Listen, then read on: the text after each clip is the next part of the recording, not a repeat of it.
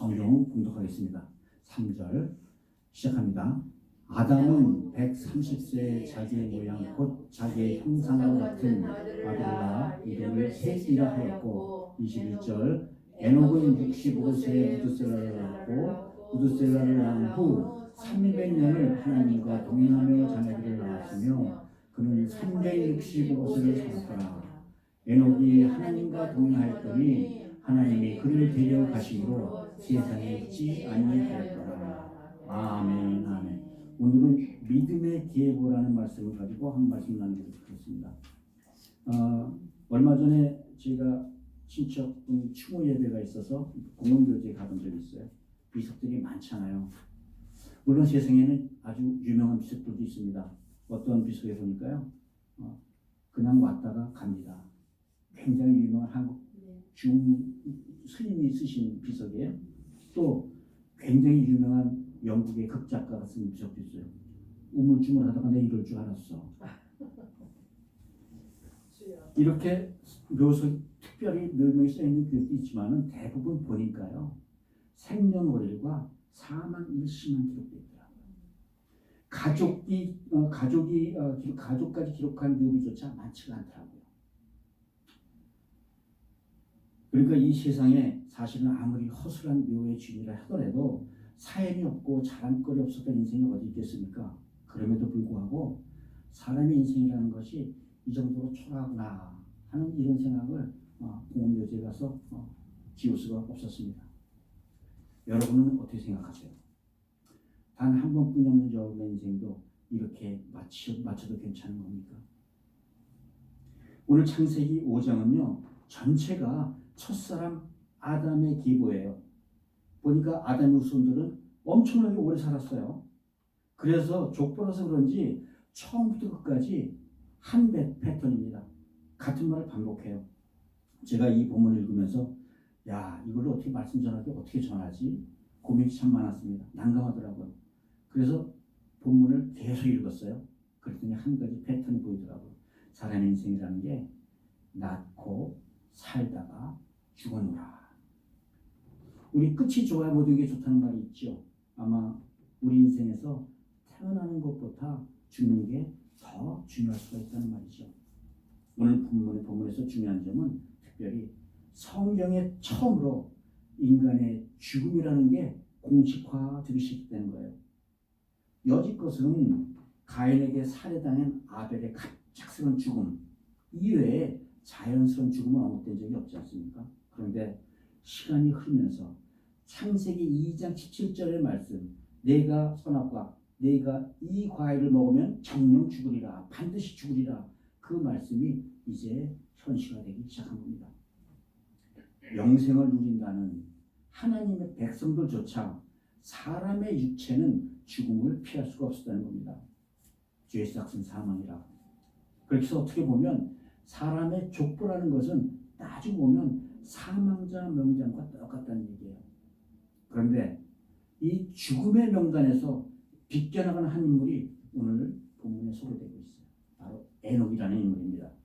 에녹은 아담의 7대 손자입니다. 그리고 그 일대기에는 죽었더라라는 낱말이 나오지 않습니다. 대신에 하나님이 그를 데려가심으로 세상에 있지 아니하였더라라고 표현되어 있어요. 그러면 에녹은 죽지 않았단 말입니까? 물론 성경 11개 보면요 죽지 않은 사람이 또 하나 나옵니다. 죽지 않고 하늘로 들려온 선지자 엘리야가 있죠. 그런데 몇몇 성경학자들은 이렇게 주장해요. 에녹이나 엘리야나 모두 죽었다. 그러나 그들의 큰 업적을 기려서 죽었다는 말 대신에 정말 시적으로 멋있게 수사적으로 하늘로 올라갔다라고 표현했다는 거죠. 오늘 본문을 통해서 이 말이 과연 옳은 말인지 함께 성경을 풀어가면서 확인해 보도록 하죠. 그래서 오늘 창세기 5장은 먼저 이렇게 구원의 물줄기가 흐르는 믿음의 계보를 세우시는 하나님의 말씀으로부터 시작합니다. 그리고 하나님께서는 이 구원의 물줄기를 어떻게 흘려보내셨는지 말씀해 주세요. 그러므로 이 믿음의 계보라는 것은 오늘날 우리가 어떻게 이 구원의 물줄기에 합류할 수 있는지를 알려주는 굉장히 중요한 말씀이기도 한 겁니다. 그래서 오늘은 하나님이 세워주신 이 믿음의 계보에 관한 의미에 대해서 함께 말씀을 나눠보도록 하겠습니다. 첫째가 믿음의 계보를 세우신 분이 바로 아담의 하나님이셨다는 거예요. 오늘 본문에 나타난 아담의 계보는 아담으로부터 노아까지 10대에 걸친 계보입니다. 10대에 걸친 계보예요. 그런데 이 계보에서 눈여볼 것은 아담의 계보에 장자인 가인이 빠지고 셋으로부터 시작했다는 겁니다. 셋은 아시다시피 가인이 죽인 아벨 대신 아벨의 믿음을 잊게 하시려고 하나님께서 주신 다른 시잖아요. 하나님께서는 살인자 가인의 계보와 순교자 아벨의 계보를 따로 분리해 놓으셨다는 거예요. 그리고 당대로 호령하던 가인의 계보는 노아 홍수를 끝으로 이 세상에서 영원히 사라지고 맙니다. 오직 하나님께서는 믿음의 계보인 아벨의 후손을 통하여 믿음을 이어나가시는 줄 믿으시기 바랍니다. 지난주에 말씀드렸듯이 그 중에서 셋의 아들인 에노스 때부터 여호와 이름을 다시 부르기 시작했다고 성경은 말하죠.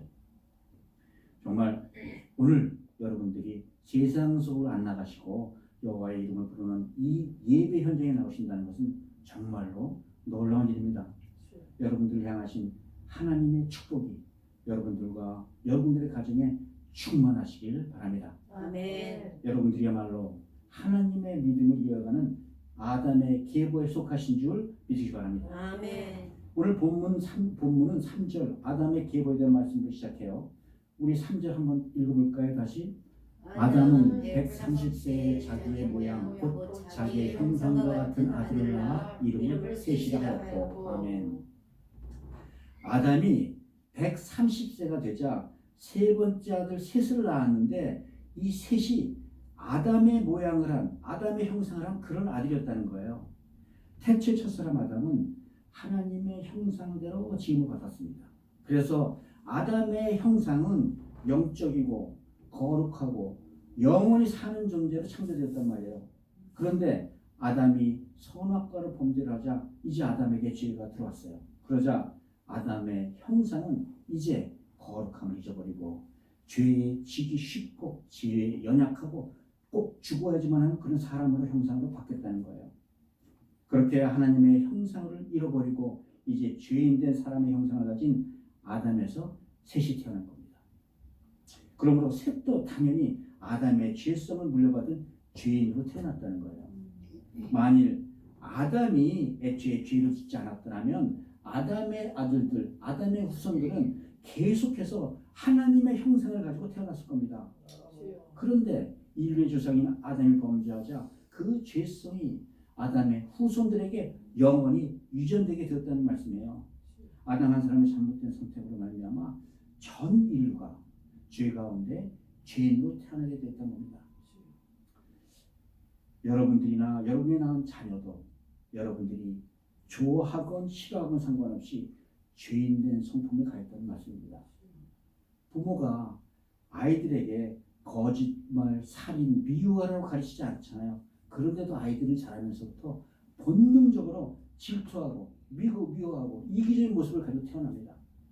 물론 아이들이 참 이쁘고 좋고 귀한 점도 참 많죠. 그러나 인간은 누구나 태어나면서부터 죄인의 형상, 아담의 형상, 곧 죄성을 타고난다는 겁니다. 시편 57편 5편에 보니까요 아주 처절한 고백이 있어요.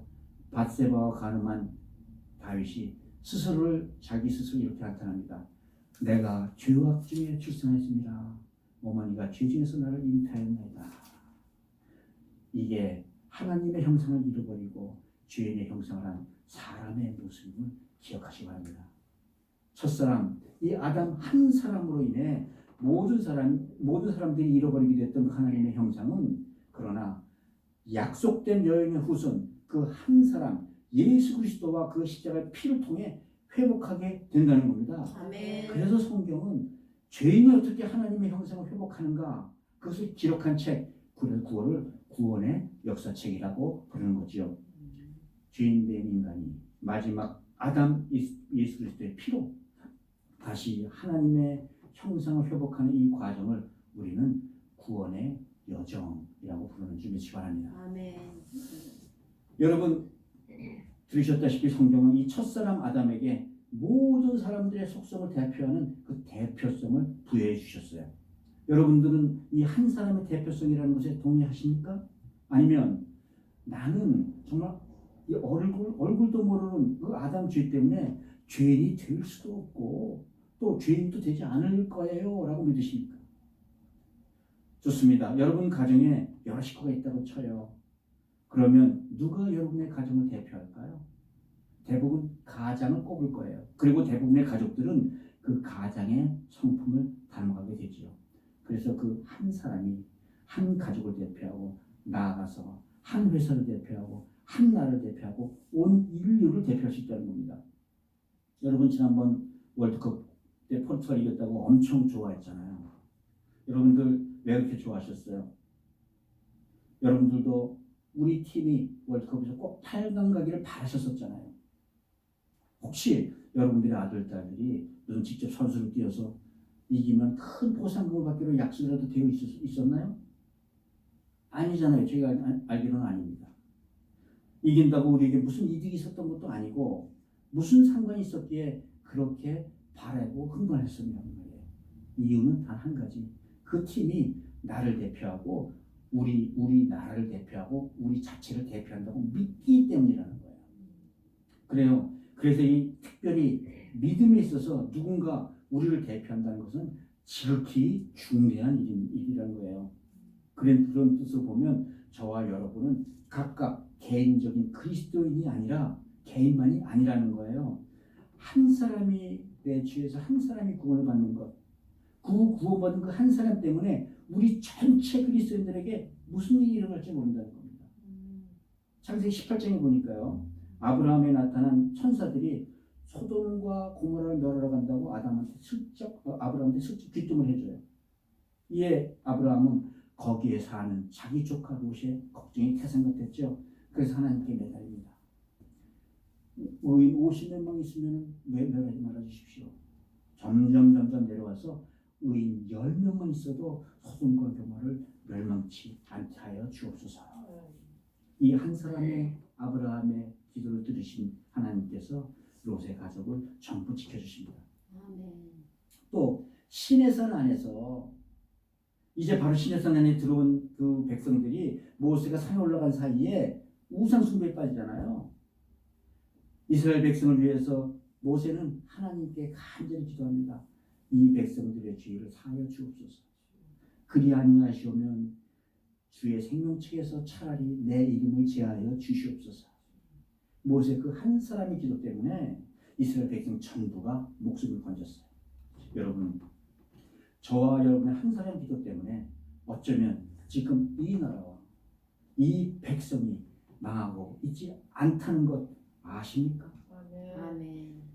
믿을 수 있으세요? 아멘. 그래서 우리가 믿는 이들을 대표해서 중보기도 한다는 겁니다.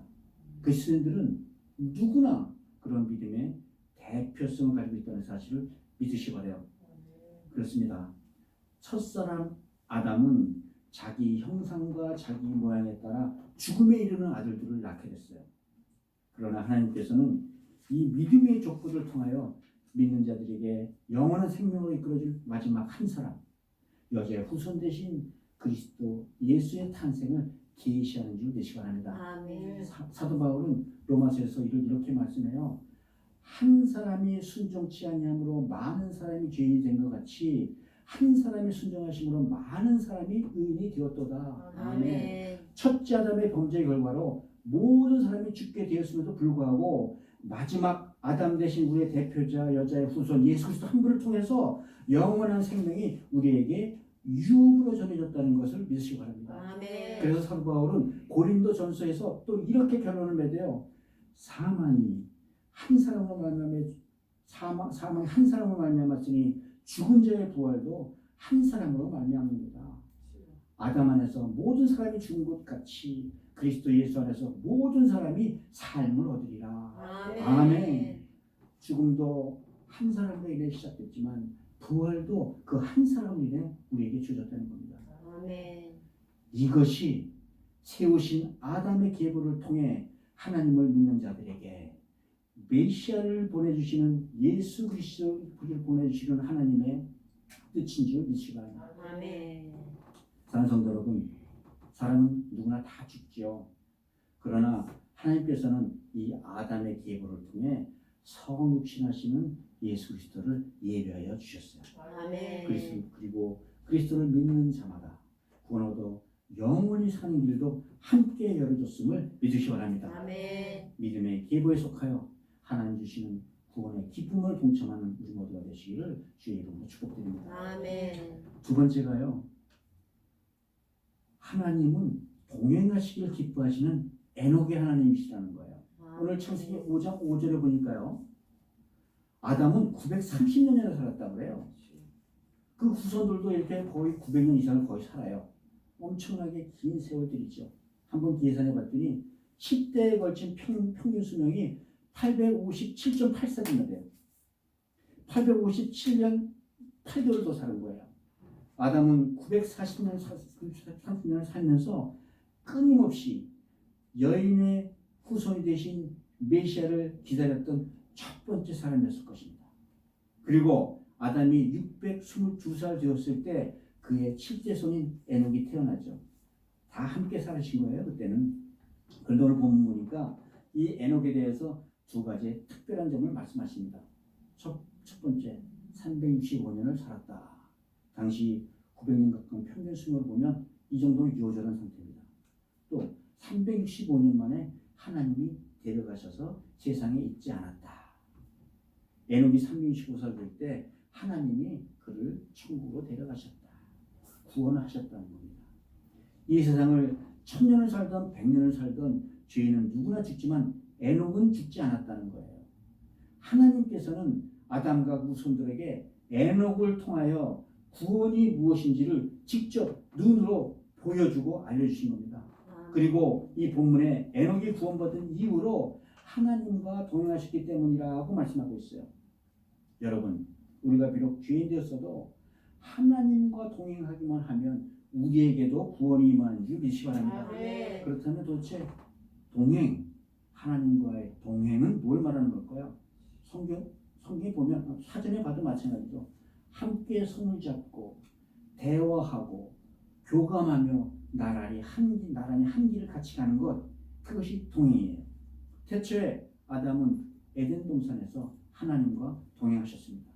그런데 죄를 지은 다음부터는 하나님과 동행은커녕 하나님 앞에 나갈 수조차 없게 됐어요. 그래서 하나님께서 특별히 피의 지혜서를 알려주신 거예요. 그 피의 속잠에 힘입어 내 앞으로 나오너라. 하나님 앞에 나오게 하신 거예요. 그러다 에노스 시절에 이르러서 믿음의 사람들이 비로소 하나님의 이름을 부르는 삶, 즉 예배드리는 삶을 통하여 하나님과 교제하는 삶을 다시 시작하게 됐다는 겁니다. 왜 이렇게 몇 대 걸쳐 하나님 앞에 나오지 못했는가? 지난주에 말씀을 드렸는데 간단하게 말씀드리면 하나님 앞에 나오면은 나가서 제사 드리다가는 가인 같은 또 다른 사람이 나타나서 자기들이 해코지 받을 수 있을지도 모르겠다 하는 그런 무서움이 있었다는 거예요. 그러다가 이 에노스 시절부터 이제 그런 무서움을 얽히고 에노스는 낳자마자 너무 약해서 죽을 것만 같았어요. 그러니까 그런 에노스를 살리자고 모든 사람이 모여서 기도하기 시작했다는 거예요. 모든 사람이 모여서 예배드리기 시작했다는 겁니다. 그러다가 이제 다시 에녹 때에 이르러서 다시 하나님과 동행하는 삶을 시작했다는 거죠. 다른 말로 바꾸면 그저 때에 맞춰 예배를 드리던 에녹이 이제부터는 매일매일 하나님 앞에 자기의 삶을 예배로 드렸다는 겁니다. 여러분들은 하나님과 동행하신다고 믿으세요? 어떻게 동행하세요?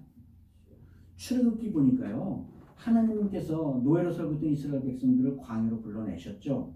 광야로 불러내신 하나님께서 40년 동안이나 200만이나 되는 그 백성을 어떻게 훈련시키셨을까요? 여러분 출애굽기나 신명기에 나오는 불기둥, 구름기둥 이야기 아시잖아요. 성막에 저녁부터 아침까지 있던 구름이 떠오르면 그때 백성들은 그 구름을 보고 따라서 성막과 함께 성막 구름이 가는 대로 갔다는 거예요. 밤에 불기둥이 떠오르면 백성들은 즉시 짐을 싸서 그 불기둥을 따라 길을 나섰다는 겁니다. 그래서 구원받은 이스라엘 백성들이 광야에서 하는 일이란 사실 매일같이 그 구름을 쳐다보는 일이었다는 겁니다. 구름 기둥이나 불 기둥이 움직이면 따라서 움직여야 되고 그들이 그 기둥이 멈추면 같이 멈췄다는 겁니다. 하루건 이틀이건 한 달이건 1년이건 그 구름이 움직이지 않으면 그냥 거기 머물러 있어야 되는 거예요.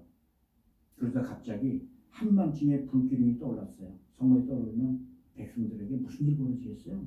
그 깜깜한 밤중에 광야에서 자던 애들 다 깨워가지고 짐을 꾸려서 텐트 바꿔서 떠나려면 그 얼마나 힘들었겠습니까? 이랬을 거예요, 다들. 아니 가나안으로 데려간다더니 왜 자꾸 이러시는 거야? 그 백성들의 속은 얼마나 답답하고 타들어갔겠습니까? 이스라엘 백성들이 이렇게 40년 동안 광야에서 하나님만 바라보며 했던 이 훈련이 무슨 훈련이라고요? 이게 바로 하나님과 동행하는 훈련이라는 겁니다. 아멘. 에녹은 이렇게 하나님과 동행하면서 하나님이 가라고 가고 멈추라고 하면 멈추는 삶을 살았다는 거예요. 바꿔 얘기하면 구원받은 삶이란 어떤 삶입니까? 하나님과 동행하는 여정 그 자체가 구원받은 삶을 믿으시기 바랍니다. 아멘. 이제는 구원받은 사람들은 내가 가고 싶다면 내가 가기 싫으면 그 자리에 눌러 앉는 게 아니라는 거예요. 하나님이 가라면 가고 멈추라면 멈추는 게 하나님의 뜻이었다는 거예요. 여러분 하나님께서 여러분들과 동행하셨다면 여러분들이 하나님과 동행하는 삶을 사신다면 여러분들이 이미 구원을 받으신 분이라는 거예요. 믿으시기 바랍니다. 아멘. 그렇다고 성경은 에녹에게 무슨 특별한 믿음이 있었다고 말하지 않아요. 단지 히브리서 11.5절을 보니까요. 에녹의 믿음에 대해서 이렇게 평가를 해요. 그는 옮겨지기 전에 하나님을 기쁘시게 하는 자라는 증거를 받았느니라. 아멘. 믿음이 없이는 하나님을 기쁘시게 못하나니 하나님 앞에 나아가는 자는 반드시 그가 계신 것과 또한 그가 자기를 찾는 자들에게 상 주시는 이심을 믿어야 할지니라. 아멘. 여러분 이게 무슨 말씀이에요? 하나님을 기쁘시게 한다는 게 바로 동행의 요체라는 겁니다. 아멘. 에녹이 무슨 큰 일을 한 것이 아니라 하나님이 시키는 대로 가라면 가고 멈추라면 멈췄다는 거예요. 하나님을 믿고 하나님이 계심을 믿고 하나님이 이끄는 대로 앞질러 가지도 않았다는 거예요. 그래서 하나님께서는 에녹이 하나님이 계시고 그래서 매사에 하나님을 찾기만 해도 상을 주실 거라는 그 그 믿음을 기뻐 받으셨다는 겁니다. 아멘. 무슨 하나님의 큰 일을 위해서 기뻐 받았다는 게 아니에요. 이게 무슨 말이냐면 우리 결혼 생활 한번 예를 들어볼게요. 우리 보통 부부의 관계를 동행하는 관계라고 얘기하지 않습니까? 부부가 서로 하는 일이 뭐예요? 부부의 삶이란 서로 사랑하고 서로 존중하고 늘 배려하고 서로가 서로를 위하여 걸어가는 그 여정, 그게 부부의 삶이잖아요. 그리고 그 동행의 결과가 무엇이에요? 아이를 낳는 겁니다. 자기들 인생에 생명으로 충만케 하는 일이다. 혹시 여러분도 결혼하시기 전에 무슨 세상을 뒤엎는 큰 일을 할 거라고 생각하고 결혼하시는 분들이 있으신가요? 믿음이라는 것도 마찬가지라는 거예요. 하나님과 동행하려고 내가 동행한다고 해서 내 힘으로 대단히 엄청난 교회를 지어서 하나님께 바치겠다. 그러고 교회 다니는 사람은 없다는 거예요. 주님의 신부가 되어 주님을 사랑하고 주님의 사랑을 받으려고 교회 다니는 거잖아요. 물론 끼두르고 밖에 나가서 예수 전당 불신식 지옥 소리치며 예수 전도하는 것 매우 크고 귀하고 상받을 만한 상이잖아요. 그런데 그래가지고는 얼마나 오랫동안 하나님과 동행할 수 있느냐 하는 문제예요. 근데 22절에 보니까요, 에녹은 300년 동안이나 하나님과 손잡고 동행했다 말씀하십니다. 사실 300년은 고사하고 우리는 30일도 하나님 말씀대로 살기 힘들어합니다. 에녹은 300년 동안 무슨 큰 일을 한 게 아니라 꾸준히 하나님과 부부처럼 그렇게 살았다는 거예요. 무슨 큰 일을 하진 않았지만 하나님이 시키는 대로 자식 키우면서 주일 성수하고 점집 다니지 않고 부모에게 효도하고 이웃 사랑하고 외박하지 않고 성실하게 살았다는 거예요. 300년 동안 꾸준하게. 하나님께서는 믿음 안에서 꾸준히 순종하는 삶을 기뻐하시는 줄 믿으시기 바랍니다. 아멘. 하나님과 동행한다는 것은 바로 이렇게 꾸준히 하나님의 말씀에 자기 믿음에 순종한 것을 기억하시기 바랍니다. 아멘. 사랑하는 성도 여러분, 믿음의 사람이란 하나님을 기쁘시게 하는 사람입니다. 하나님께서는 우리가 세우는 어떤 믿음의 큰 업적보다 눈이 오나 비가 오나 처음이나 끝이나 한결같이 말씀에 순종하는 그런 우리들을 더 기쁘게 받아주시는 줄 믿으시기 바랍니다. 아멘. 부족하더라도 정말 정성을 다해서 성심을 다해서 하나님과 동행하는 우리 모두가 되시기를 주의 이름으로 축복드립니다. 아멘. 이제 마지막으로 오래 기다려주시는 무드셀라의 하나님에 대한 말씀을 나누도록 하죠. 그렇다면 그저 정해진 65살 되기 전까지 정해진 예배나 참석하던 그런 에녹이 갑자기 이렇게 자기 인생을 걸쳐 하나님과 동행하는 삶을 살게 된 동기가 무엇일까요? 오늘 21절, 22절, 3절 보니까요. 에녹은 65세에 무드셀라를 낳았고 무드셀라를 낳은 후 300년을 동행하며 자녀를 낳았으며 그는 365세를 살았더라. 아멘. 에녹이 큰아들을 낳자마자 그의 삶에 변화가 왔다는 거예요. 보니까 아들의 출생과 밀접한 관계가 있는 것 같죠. 그러면 무드셀라는 이름이 주는 의미는 무엇일까요? 한번 찾아보도록 하죠. 무드셀라는 창을 던지는 사람이라는 의미를 가지고 있습니다. 근데 그 이름을 찬찬히 떠보면 그 이름 안에 어떤 실마리가 숨어 있어요. 고대 정쟁에서는 창을 던지는 사람이 대장이에요. 성을 지키는 문지기가 창을 던지는 사람입니다. 이 문을 지키며 창을 던지는 사람이 이 성의 마지막 장수라는 거예요. 그래서 이 문지기까지 죽으면 한 민족이나 한 나라나 전쟁에 패망하는 것이고 멸망당하게 된다는 거예요. 하나님께서는 에녹에게 아들의 이름을 무드셀라라고 지어주실 때 에녹은 정신이 번쩍 들었다는 겁니다. 아, 이 아이가 죽는 날이 심판의 날이구나. 아, 이 아이가 죽으면 모든 게 끝이 나겠구나. 에녹은 자기 아들의 이름을 부를 때마다 하나님을 기억하고 오늘이 될지 내일이 될지 모르는 하나님의 심판을 기억하고 하나님의 언약을 기억하며 매일매일 하나님의 말씀을 귀를 기울여 살았다는 거예요. 이게 바로 동행이라는 거죠. 그런 에녹을 사랑하시는 하나님께서 그런 에녹을 일찍 데려가셨지만 반대로 또 세상에 오래 남을 사람도 하나 준비해 주셨다는 겁니다. 25절 20부터 27절까지 읽으니까요.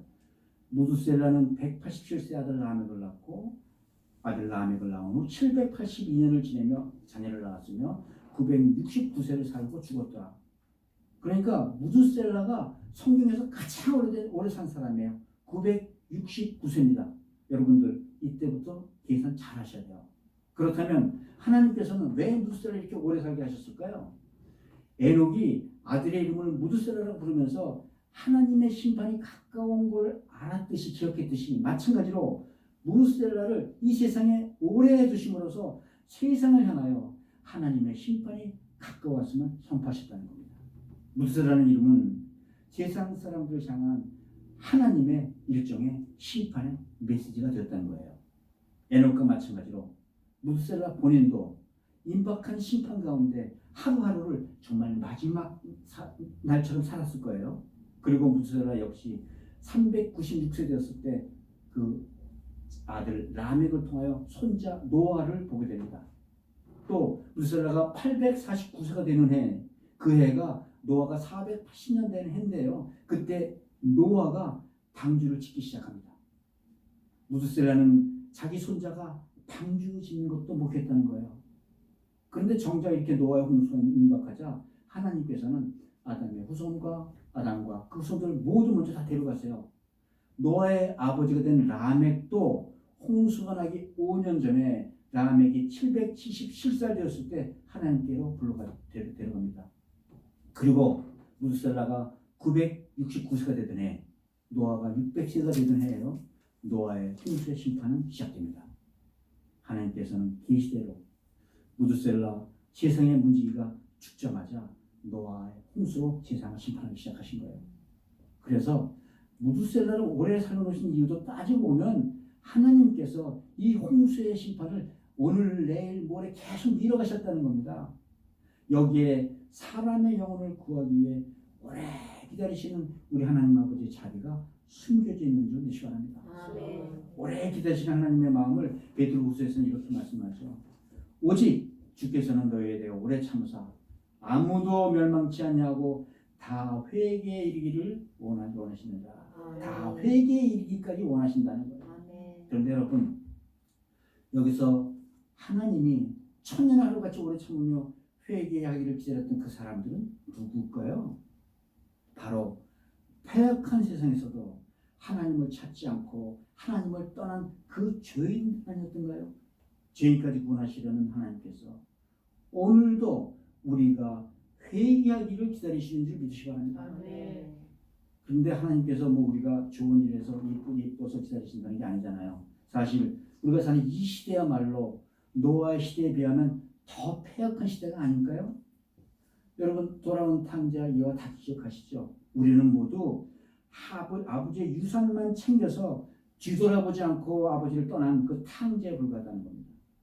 그러나 아버지는 그 불경스러운 아들이 집을 나간 후도 계속해서 그 아들이 돌아오기만을 기다렸다는 거예요. 언제 돌아올지 기약도 없어요. 그런 그 불경스러운 아들은 아버지는 그냥 안타까운 마음으로 기다렸다는 겁니다. 그리고 결국 아버지의 눈에 방탕한 생활 끝에 거짓골을 하고 돌아오는 그 아들 탕자가 들어왔어요. 결국은 잘못을 뉘우치고 돌아온 그 아들을 반기는 아버지의 모습을 누가복음 15장에서는 이렇게 얘기해요. 아직도 거리가 먼데 아버지가 그를 보고 치근히 여겨 달려가 목을 안고 입을 맞추니 잘못을 뉘우치고 하고 돌아오기만 하면 하나님께서 언제나 기뻐 받아주시는 하나님이심을 믿으시기 바랍니다. 아멘. 하나님께서 태초의 사람을 창조한 후에 신이 보기에 좋았도다라고 말씀하셨어요. 그러나 아담이 범죄하자 하나님의 영은 사람에게서 떠나고 즉시 사람들은 죽음을 피할 수 없게 된 것이죠. 그러자 이를 안타깝게 우리 하나님께서 여자의 후손인 메시아를 통해 우리에게 구원의 새로운 길을 약속해 주신 겁니다. 열어주신 거예요. 그런 우리를 사랑하신 하나님께서 우리에게 구원의 은혜를 베푸시려고 끝까지 기다려주신다는 거예요. 마지막 한 사람의 주인까지 구하시려고 오래 참고 기다리시는 사랑의 하나님인지 믿으시기 바랍니다. 아멘. 그래요 여러분, 하나님의 은혜, 무엇이 하나님의 은혜일까요? 하나님은 죄인된 우리까지 사랑해 주셨다는 게 은혜라는 거예요. 아멘. 천지의 주인 되신 하나님께서 하나님의 배반하고 하나님의 은혜를 잊어버리고 죄와 사망의 늪에 빠져 허적되는 우리를 끝까지 사랑해 주셨다는 것입니다. 그리고 그 증거로 하나님은 독생자 예수 그리스도를 십자가에 제물로 내주시기까지 하셨다는 거예요. 이제 하나님은 그 예수를 자기의 주요 구세주로 믿는 자마다 다시 자기 백성 삼아주시고 선물로 영생을 주셨다는 겁니다. 아멘. 성경은 요한복음 3장 16절에서 이렇게 말씀하시죠. 하나님이 세상을 이처럼 사랑하사 독생자를 주셨으니 이는 저를 믿는 자마다 멸망치 않고 영생을 얻게 하려 하심이니라. 아멘. 하나님은 죄인이 된 내가 돌아올 때까지 오래 기다려주신 그런 하나님이신 줄 믿으시기 바랍니다. 아멘. 사랑하는 성도 여러분, 사람은 누구나 다 죄인이에요. 그런데 하나님께서는 죄인된 우리까지도 사랑하시고 은혜 베푸시기를 원하신다는 거예요. 아멘. 은혜 베푸시기를 원하는 하나님이시라는 거예요. 아멘. 패역한 세상에서도 한 명이라도 구원하시려는 하나님의 사랑에 의지하시기만 하면 됩니다. 아멘. 오래 기다리신 하나님의 은혜로 구원을 누리는 우리가 모두가 되시기를 주의 이름으로 축복드립니다. 아멘. 말씀을 맺죠. 결국 이런 구원의 물줄기가 흐르는 믿음의 계보의 끝에 노아의 방주가 뜨게 됐습니다. 구원과 심판이 동시에 이루어진 거죠. 그런데 여러분, 이 시대의 방주는 우리 교회를 말하는 거 아십니까? 교회가 바로 이 영혼의 구조선이기 때문에 그래요. 방주 안에 구원이 있듯이 우리 교회 안에 구원이 있는 거예요. 그러므로 이 시대 구원의 물줄기는 이 교회를 타고 흐르는 줄 믿으시기 바랍니다. 아멘. 물론 우리는 지금 건물로서 교회를 얘기하고 있는 것이 아니죠. 예수님이 머리가 되시고 성령님이 운행하신 바로 우리의 교회가 이 시대의 방주가 된 줄 믿으시기 바랍니다. 아멘. 오직 예수님의 방주 안에 있을 때만 우리가 지원의 구원의 기쁨을 누리시는 줄 믿으시기 바라요. 아멘. 그런데 여러분, 이 방주 밖에는 온통 죽음과 흑암이 지배하는 혼돈된 세상이라는 것을 기억하시라는 거예요. 그래서 하나님께서는 디모데전서에서 방주 안에 있는 우리들을 향해 구원받은 우리를 향해 말씀을 선포하십니다. 하나님은 모든 사람이 구원을 받으며 진리하는 데까지 이르시기를 원하노라. 아멘. 하나님께서는 교회를 통하여 이 패역한 세상에 주님을 모르는 세상의 사람들을 향하여 구원의 물줄기를 공급하시는 줄 시간입니다. 아멘. 다른 성도 여러분, 그래서 우리 인생에서 정말 중요한 일은 얼마나 오래 사느냐, 얼마나 빨리 죽느냐가 아니라는 거예요. 이 구원의 물줄기에 합류하였느냐, 못하였느냐, 그보다 더 중요한 일은 없다는 겁니다. 그러므로 하루하루를 마치 마지막처럼 믿음으로 생각하며 살아가는 여러분, 하루 하나님을 기쁘시게 하는 일에 모든 것을 바치는 여러분들, 한 영혼이라도 곧 구원하려는 하나님의 뜻대로 살아가는 여러분들이 더 중요하다는 거예요. 아멘. 구원의 물줄기에 합류하여 믿음의 계보를 이어가는 저와 여러분이 되신 줄 믿습니다. 아멘. 우리 모두 패역한 이 어둠의 땅에서 믿음의 기회를 이어나가는 교회의 방주 역할을 잘 감당하는 복된 성도님들 다 되시기를 우리 주 예수 그리스도 이름으로 축복드립니다.